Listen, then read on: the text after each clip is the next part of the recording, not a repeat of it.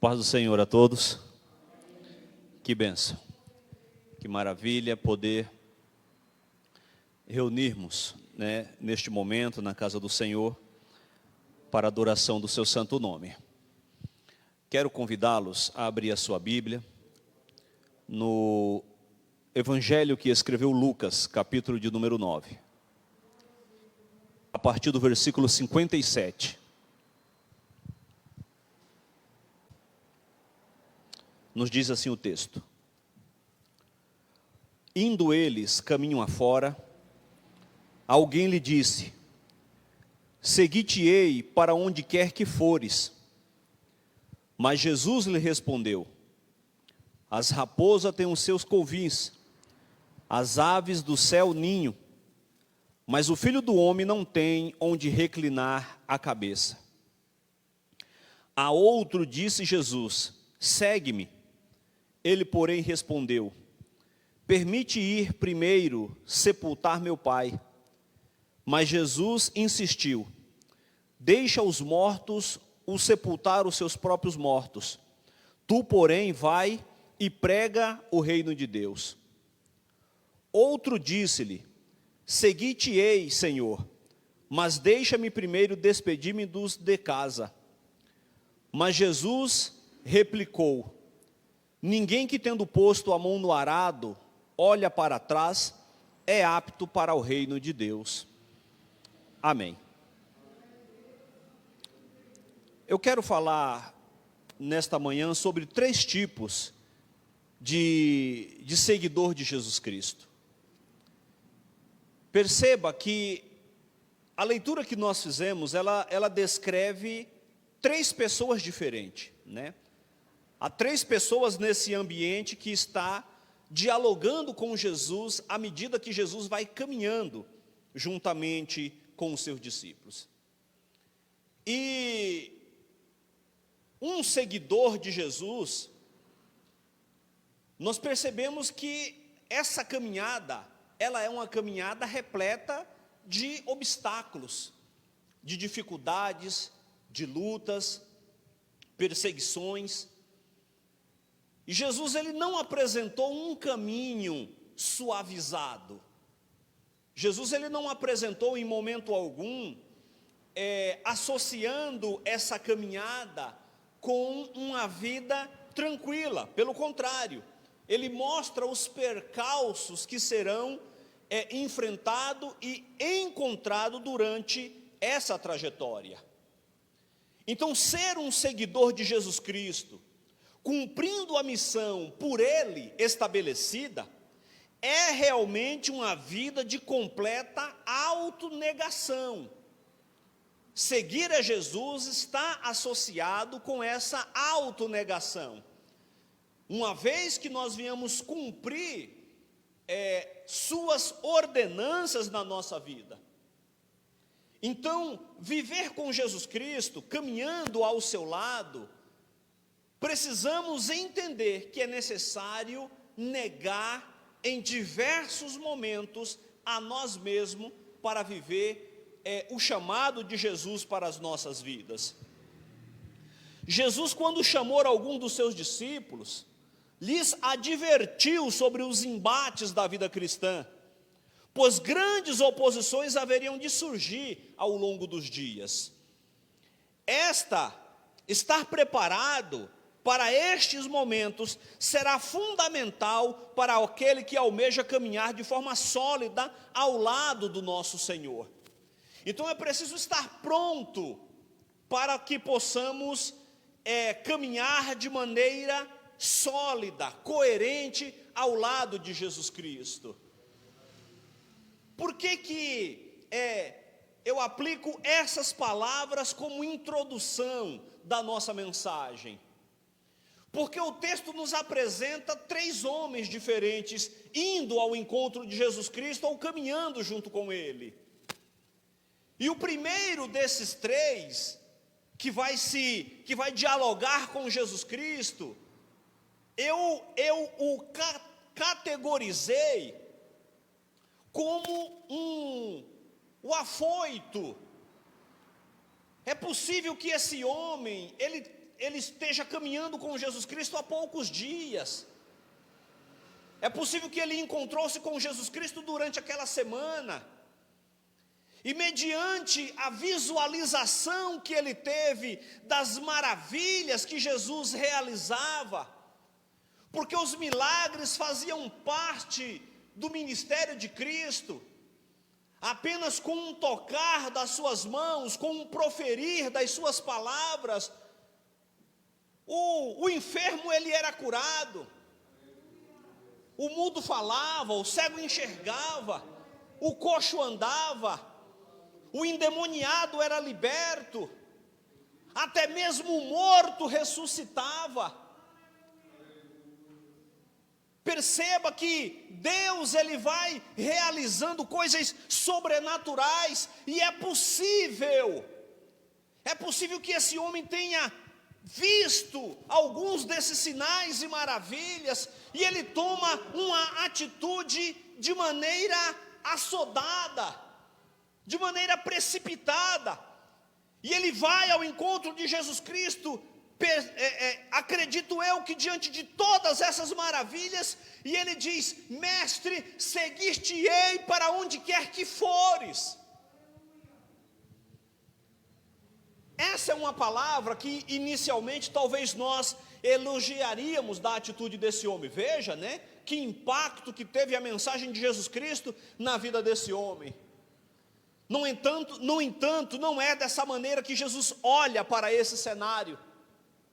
E Jesus diz para esse homem, advertindo-o a respeito de situações que poderia ocorrer.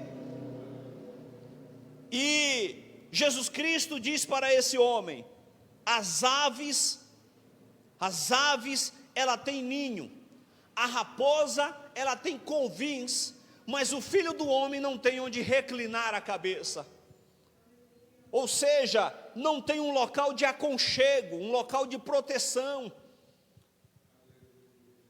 Você quer me seguir? Você está se prontificando a me seguir? Eu quero te advertir de algo, que até mesmo os animais silvestres, ele tem um local de refúgio, ele tem um local de aconchego, mas eu não o tenho. Nessa caminhada, essa pessoa ofereceu-se para ser seguidor de Jesus Cristo. Para onde quer que Jesus Cristo fosse, sem ter sido convocado por Jesus, prontificou-se a ser o seu companheiro de viagem.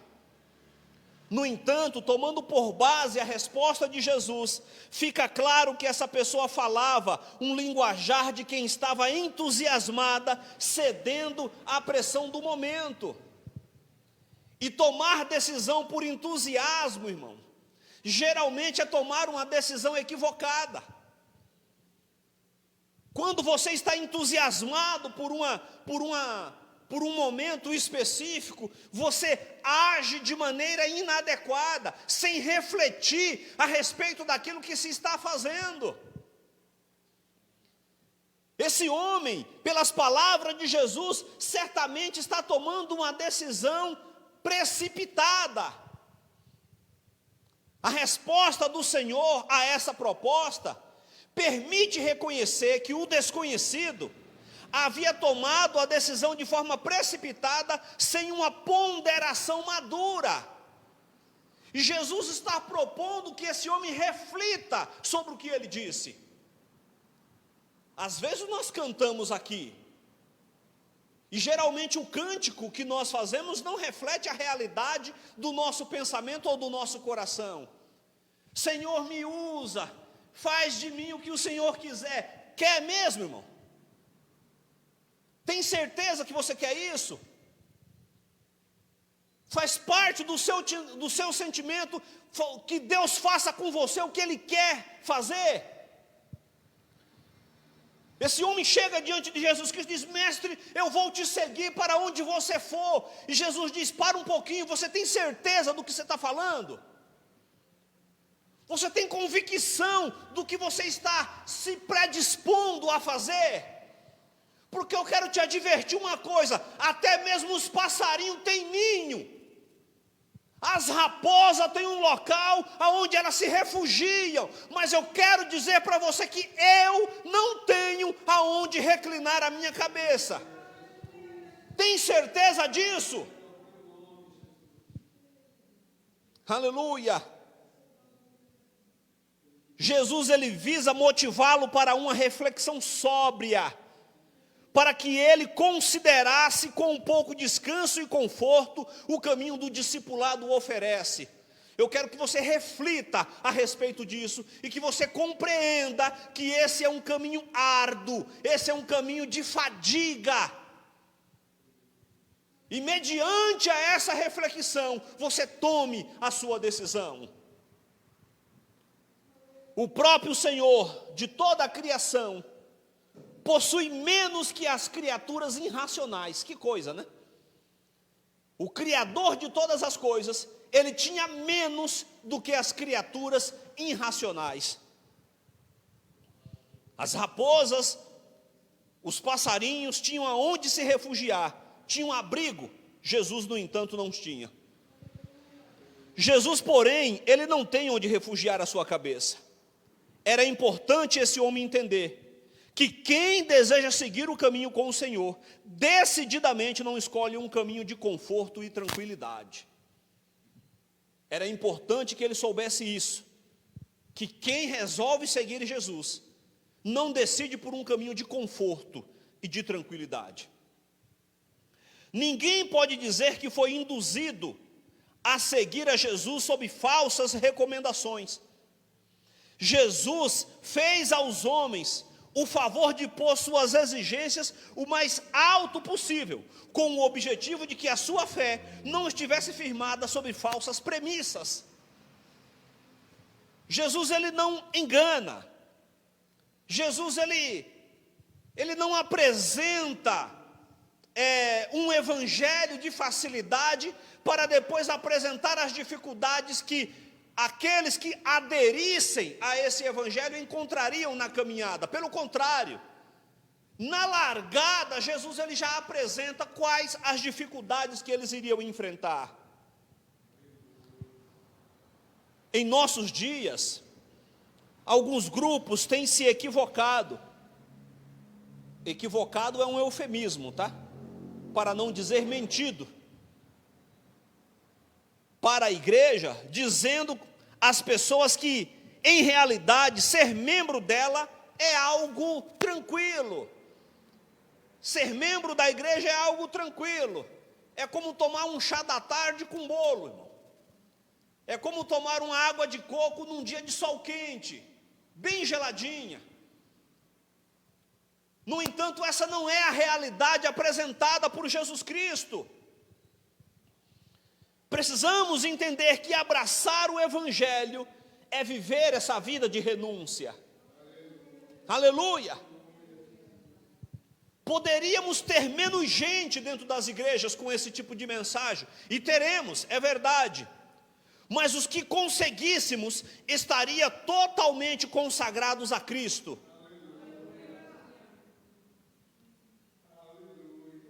Eu tenho convicção, irmãos, que menos da metade que frequenta a igreja são crentes. Menos da metade das pessoas que frequentam as igrejas, elas são crentes. Talvez 30%, para ser benevolente. Sendo benevolente, talvez 30% das pessoas que vão à igreja, que são batizadas, que participam da ceia, são crentes verdadeiros. Jesus está advertindo esse homem, que de maneira irrefletida diz: eu vou seguir ao Senhor para onde quer que o Senhor for. E Jesus disse: eu só quero deixar claro para você uma questão, que isso fique bem claro na sua mente, e aí você pense a respeito de me seguir. A segunda pessoa que nós podemos colocá-la com relação a um segundo grupo é os indecisos. Porque o primeiro, ele se oferece. Ele é o afoito. O primeiro se ofereceu. O segundo, ele é o indeciso. Porque se o primeiro se oferece, o segundo Jesus chama. Eu confesso para vocês que eu tive durante um período das minhas primeiras leituras muita dificuldade com esse texto. Esse texto gerava em mim muita dificuldade, porque para mim Jesus ele estava sendo muito intransigente nas suas palavras. Porque ao segundo, Jesus ele diz, segue-me. E esse segundo diz, mestre, espera primeiro que eu vá sepultar o meu pai. E Jesus diz, de forma alguma, deixa que os mortos sepultem os mortos. Você prega o evangelho do reino. E eu falava, mas que coisa. Jesus não poderia esperar que ele fosse lá sepultar o pai dele e depois ele voltaria? Na verdade, a minha compreensão estava equivocada. Porque dentro da tradição judaica, um filho não poderia sair da casa do pai antes que o pai morresse. Não é que o pai dele estava morto já, estavam lá velando o pai dele e ele iria lá só sepultar e daqui 2 horas ele voltava, ou no dia seguinte. Não, dentro da tradição judaica, não era permitido que o pai saísse da casa do pai para o filho, né, saísse da casa do pai para um outro local. Ele precisaria esperar o seu pai morrer para que ele então pudesse seguir o seu destino. Então o que ele está dizendo para Jesus é, Jesus, espera. Me espera por um tempo indeterminado. Não é assim que às vezes a gente diz para Jesus, Senhor, espera eu me aposentar. Espera com os meus netos cresça. Espera os meus filhos casar. Espera que aconteça isso, espera que aconteça aquilo, espera eu mudar de emprego, eu arrumar um emprego que me dê mais possibilidade para te servir. Jesus diz, não, não espero, segue-me, pregue o reino, eu não vou esperar tempo algum, não vou esperar que situações ela possa convergir para que você venha me servir. Vai e prega o evangelho do reino. Não espero nem um minuto.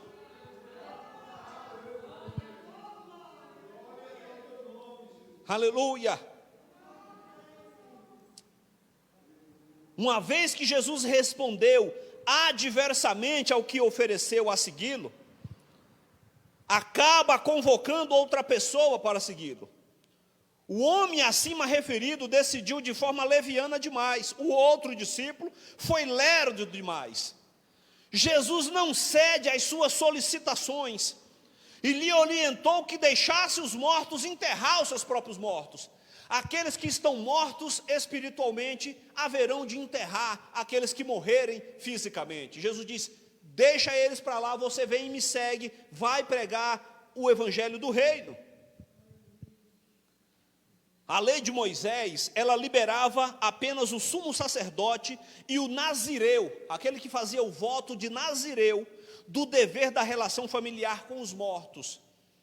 O sumo sacerdote, qualquer pessoa que tocasse o morto, ele estava impuro por 7 dias.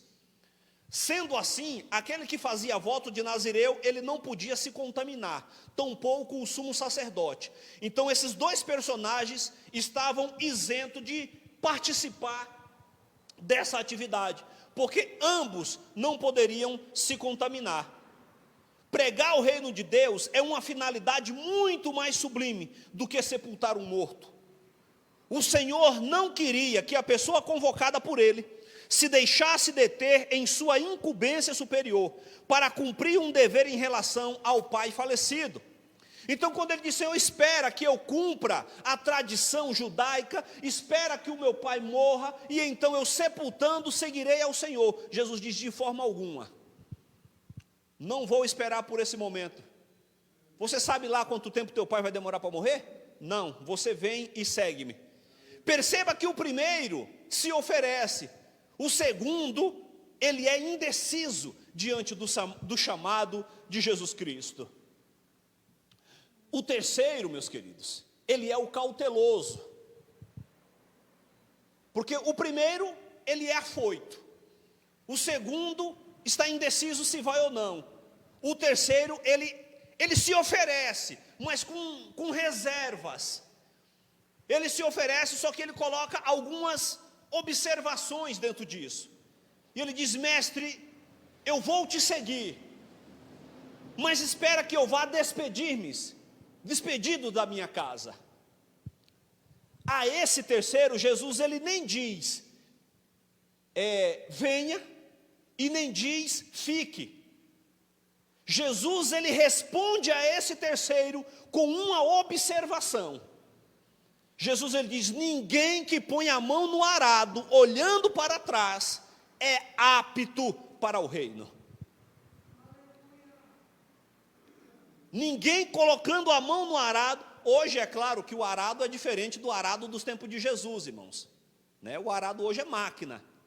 Eu lembro-me que quando criança eu ia levar o almoço para o meu irmão, que estava arando terra no campo, né? E ele fazia isso com bois. E o arado era um pedaço de madeira que era utilizado, que ia riscando o chão, né? E ninguém conseguia arar a terra se ele não tivesse atentando fixamente naquilo que estava se fazendo. Se você olhasse para trás, você iria arar a terra de maneira equivocada, de maneira inadequada. E Jesus ele responde a esse terceiro fazendo uso daquilo que era comum para eles, que era arar a terra. Jesus diz: ninguém que põe a mão no arado olhando para trás faz o serviço direito. Então Jesus ele lança uma palavra e deixa que ele pense a respeito disso. Jesus ele faz uma observação e diz: olha, reflita aí, se você deve ir se despedir ou se você deve me seguir de imediato. De acordo com esse terceiro diálogo relatado por Lucas, essa pessoa apresenta de maneira espontânea, como a primeira para seguir ao Senhor. Contudo, hesitou como o segundo. Jesus não o detém e nem o pressiona. Apesar da sua oferta, o discípulo não queria começar imediatamente a seguir ao Senhor Jesus. Olha, eu vou, só que espera um instante. As palavras de Jesus ao terceiro homem afirmam uma verdade que ninguém pode negar. Nenhum lavrador pode arar a terra direito olhando para trás, por cima do ombro. Alguns têm os seus corações no passado, caminham sempre olhando para trás e desejando os velhos tempos. O terceiro personagem pediu ao Senhor que pudesse primeiro despedir-se dos familiares. A resposta de Jesus, que remete ao lavrador, demanda dedicação integral à causa do reino de Deus. Na igreja do primeiro século, pressupõe-se como norma de que toda pessoa que adere ao cristianismo realiza uma ruptura total e completa com o passado, voltando-se integralmente a Deus, agarrando pela fé a redenção em Cristo e sendo dotado do poder do Espírito Santo, de modo que sua conduta de vida passa a ser outra a partir daquele momento. E Jesus diz: o teu vínculo com o passado, ele se rompe agora. Se você quer tornar-se realmente um seguidor, o teu vínculo com o passado precisa se romper agora. E portanto Jesus ele lança essa palavra: se você colocar a mão no arado e olhar para trás, você não está pronto, você não é apto. A este homem, irmãos, Jesus ele não disse segue-me e nem volte. Disse-lhe: não aceito o serviço de mornos. Eu não aceito o serviço de mornos. E deixou para que ele tomasse a sua própria decisão. Jesus ele não disse: não, você tem que me seguir agora. E nem disse para ele: não, volte porque você não está pronto. Jesus ele deixou que ele pensasse a respeito do fato, da proposta que ele estava fazendo. Também não sabemos o que estaria envolvido, irmão, nesse ato de despedida. Mas o certo é que Jesus não viu nisso um mero ato de cortesia, e sim uma tática procrastinatória. Provavelmente, esse moço estava protelando esse acontecimento. E Jesus diz: de maneira alguma. Pense aí a respeito daquilo que você realmente quer. Porque se você quer tornar-se um seguidor, você deve me seguir agora. Esse é o momento. Essa é a ocasião. Aleluia. Algumas pessoas, meus irmãos, ouvem e ficam impressionados, mas isso não basta. O primeiro seguidor de Jesus Cristo ficou impressionado. Que maravilha, é possível que ele nunca tenha visto as perseguições, né? Talvez ele não estava presente quando Jesus foi expulso da sinagoga, quando o povo pegou em pedra para apedrejá-lo. Talvez ele não estava presente, era um seguidor novo. E quando ele vê Jesus Cristo fazendo aquelas maravilhas, ele fica impressionado com aquilo e diz: mestre, que negócio é esse? Eu vou ser um seguidor seu para onde quer que o senhor for. Jesus diz: pense bem, reflita a respeito dessa decisão. Porque muitas pessoas ficam impressionadas, mas isso não basta. Arrependimento firmado em momento de entusiasmo são inconstantes, irmãos. Tem pessoas que ela se arrepende mediante um acontecimento específico. Ela vai num evento que a igreja realiza, numa atividade específica, e aquela atividade comove o seu coração, e por meio do impulso do momento, ela toma uma decisão. Só que a decisão tomada no calor da emoção, elas são inconstantes. Perceba que todos nós, quando agimos, quando a temperatura, quando a fervura da água está alta, a chance de nós errarmos, ela é 99%. É por isso que nós temos que esperar a temperatura baixar. Não tem aquele momento de conflito, às vezes dentro de casa mesmo, que a temperatura sobe, você precisa ponderar para não falar nada naquele momento, porque não vai sair coisa boa. Esse primeiro, ou algumas dessas pessoas, tomam decisão no entusiasmo, no calor da emoção. E no calor da emoção, essas decisões, elas são inconsistentes. Nada há de errado com o entusiasmo propriamente dito. Mas ainda não é arrependimento verdadeiro. Por sua vez, não é conversão. Jesus, ele olhou para aquele moço e falou: rapaz, você não está convertido, cara. Você quer me tornar um seguidor por causa de algo que você viu aqui. Algumas atividades na igreja, criados para entreter as pessoas, podem produzir falsas conversões, bem como discipulados mal firmados. Com frequência, essas práticas criam mero entusiasmo. Os sentimentos humanos estão sujeitos a alterações quando argumentos e apelos emocionais pressionam a mente. É por isso que nós temos visto pastores, né, que têm utilizado de artifícios que não a palavra de Deus para convencer os membros da igreja. Então você vê hoje muitos pastores fazendo curso de coaching, bem como fazendo curso de hipnose.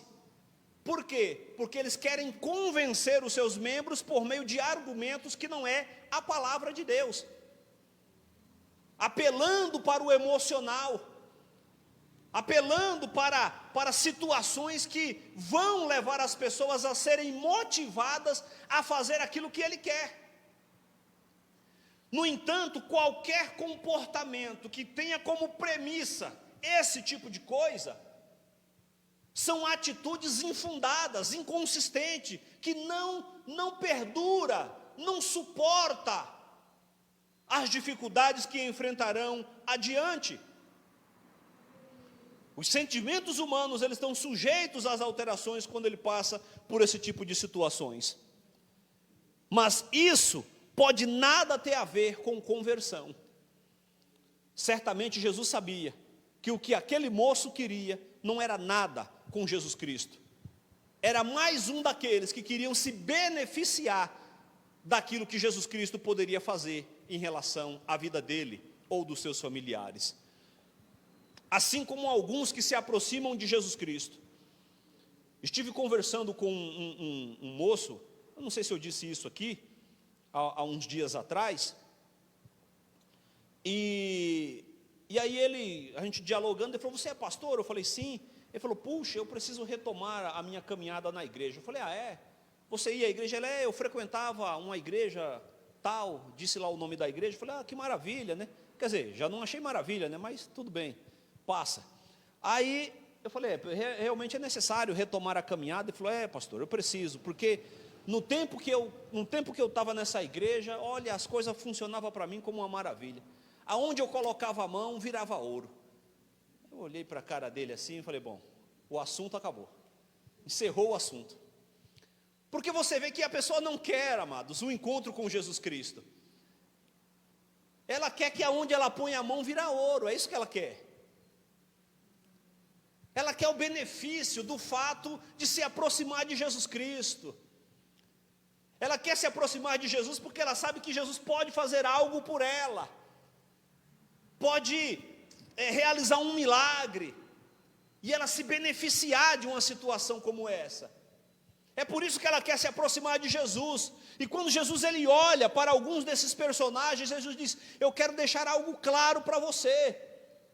Que seguir a caminhada cristã, ela será repleta de dificuldade, de aridez, de solidão durante essa caminhada.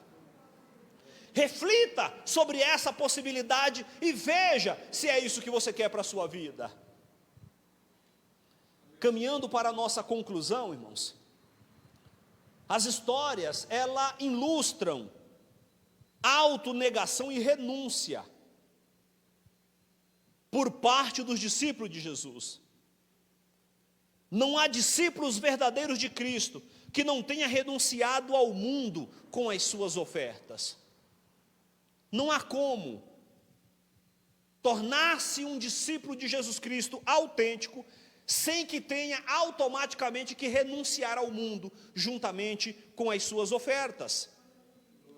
Jesus ele nunca fez dessa aceitação, essa aceitação parecer atrativa. Jesus ele nunca quis que as pessoas entendessem que seguir juntamente com ele era algo atrativo. Pelo contrário, de imediato ele já apresenta as dificuldades. Certo é que essas dificuldades trarão recompensa para as nossas vidas. E quando você coloca isso na balança, você é capaz de refletir e chegar à conclusão de que vale a pena. Vale a pena. É você colocar na balança os pró e os contras. Seguir a Jesus Cristo é ser perseguido. É em muitos momentos renunciar, viver uma vida de solidão. Só que em contrapartida a tudo isso, meus queridos, é estar ao lado do Senhor por toda a eternidade.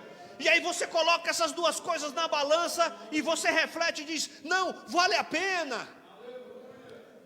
Eu quero seguir a Jesus Cristo. Eu quero renunciar à minha vida. Eu quero viver para o reino dos céus. Porque eu quero estar em sua presença por toda a eternidade.